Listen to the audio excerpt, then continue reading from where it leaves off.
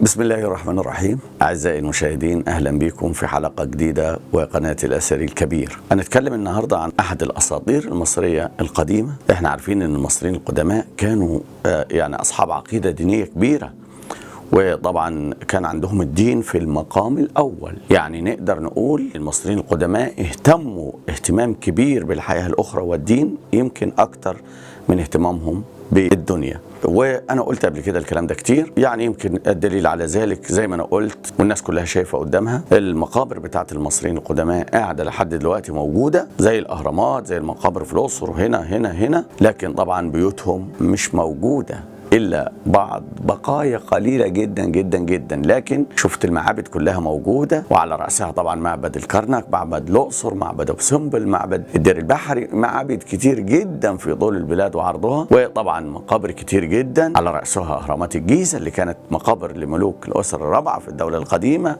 الهرم المدرج، أهرامات أبو صير، أبو رواش، دهشور. يعني عندنا كم كبير من الأهرامات، كم كبير من المقابر. عندنا الأقصر مقابر وادي الملوك، وادي الملكات، مقابر النبلاء. يعني احنا نقدر نقول ان المصريين القدماء كان اهتمامهم كبير بالدين، واهتمام كبير جدا بالحياة الأخرى.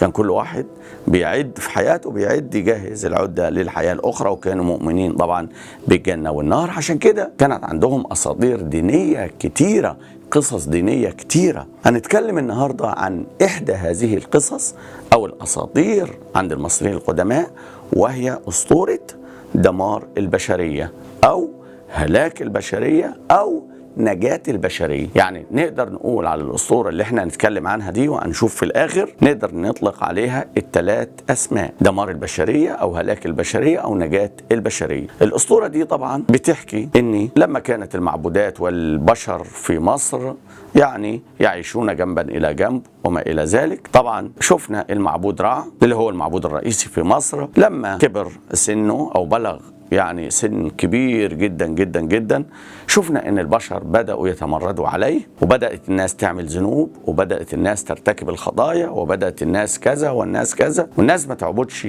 المعبود. فطبعا هو كان غضبان جدا جدا جدا.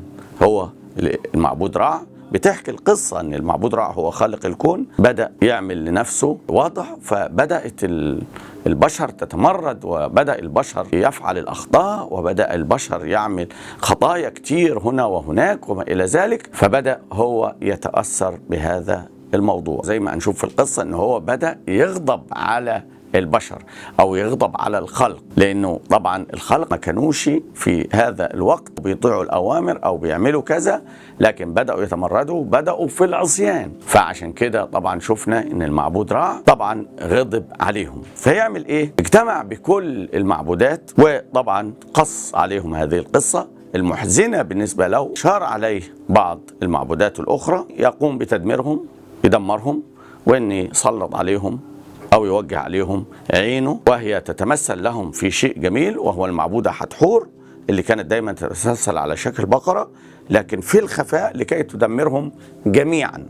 واتفقوا على ذلك بما فيهم طبعا رئيس الآلهة ورئيس المجمع الإلهي وهو المعبود رع. لما اتفقوا على كده طبعا احنا عارفين الإله رع خدته الشفقة يعني الحنو على خلقه وعبيده، فبدأ يتراجع عن هذه الفكرة، وهي دمار البشرية.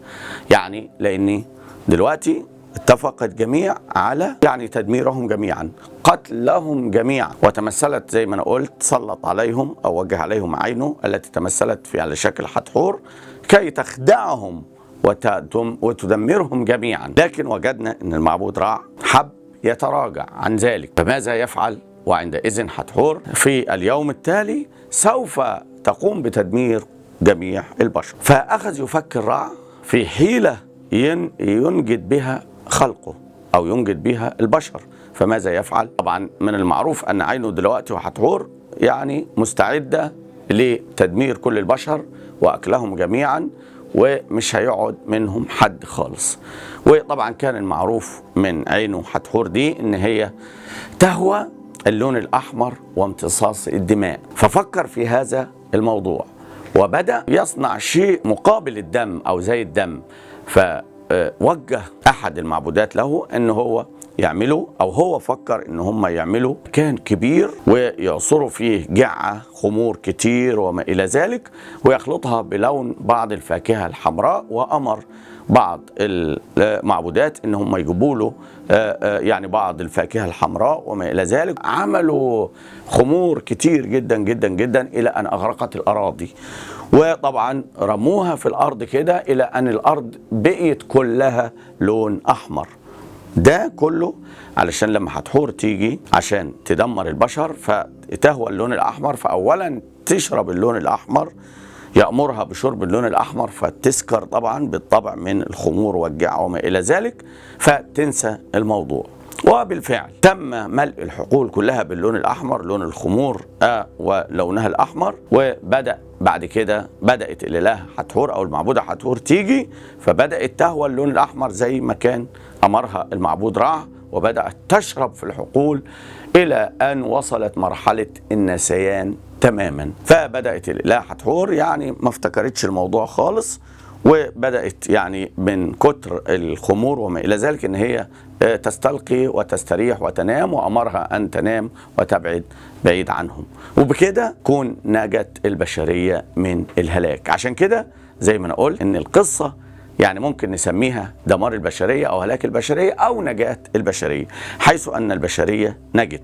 ودي طبعا كانت بتدينا عبرة كبيرة. يعني المصريين القدماء كانوا بياخدوا منها عبرة. أنا قلت المصريين القدماء كانوا متقدمين في الدين ومهتمين بالدين اهتمام كبير جدا جدا جدا، فعشان كده كانوا بيسردوا هذه القصص علشان الناس ما تعملش أخطاء، وعلشان الناس تطيع المعبود وما إلى ذلك. حتى احنا دلوقتي يعني احنا بنقول دلوقتي، حتى لما جه فيروس كورونا ناس كتير كانت من عندنا تقول ده عقاب من الله، ده عقاب من الله وما إلى ذلك.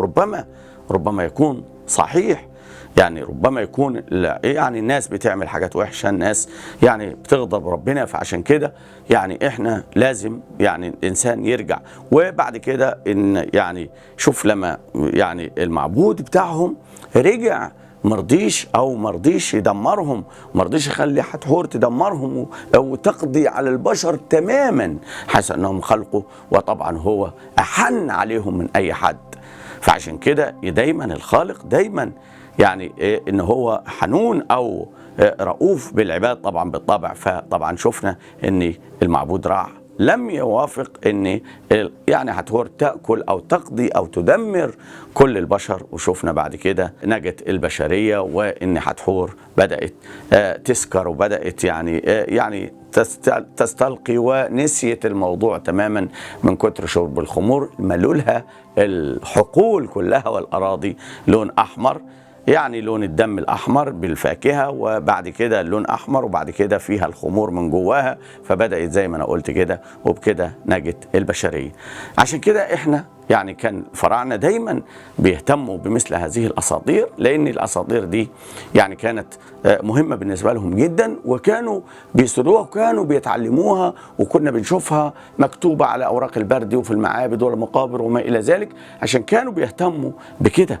لكن أسطورة دمار البشرية دي يعني يمكن من الطريف إن هي كانت مكتوبة في بعض الأماكن القليلة وليس كثير. يمكن منهم أول حاجة المقصورة الكبيرة الموجودة بالمتحف المصري، والمقصورة دي طبعا احنا عارفين مقصورة خاصة بالملك توت عنخ آمون، دي ضمن مجموعة الملك توت عنخ آمون في المتحف المصري. المقصورة الكبيرة من الداخل مسطور عليها القصة دي، واللي يزور طبعا المتحف المصري ويبص كده من باب المقصورة يشوف حتحور حتى في الوش كده البقرة حتحور، ويشوف يعني الكلام مكتوب بالهيروغليفي اللي أنا قلته ده في المتحف المصري، والزائر يقدر يشوفها وهو يطلع أو يشوف المقصورة دي. بعد كده غير مقصورة توت عنخ آمون الكبيرة، لأن احنا عارفين إن الملك توت عنخ آمون ليه يعني 4 مقاصير داخل المتحف المصري اللي توجدوا في حجرة الدفن الخاصة بالملك. بعد كده تم اكتشاف القصة دي أو الأسطورة دي في مقبرة سيتي الأول، وربما تكون مقبرة رمسيس الثاني ورمسيس السادس. لكن قصة كانت جميلة جدا جدا جدا، وشفنا كيف نجت البشرية من الهلاك.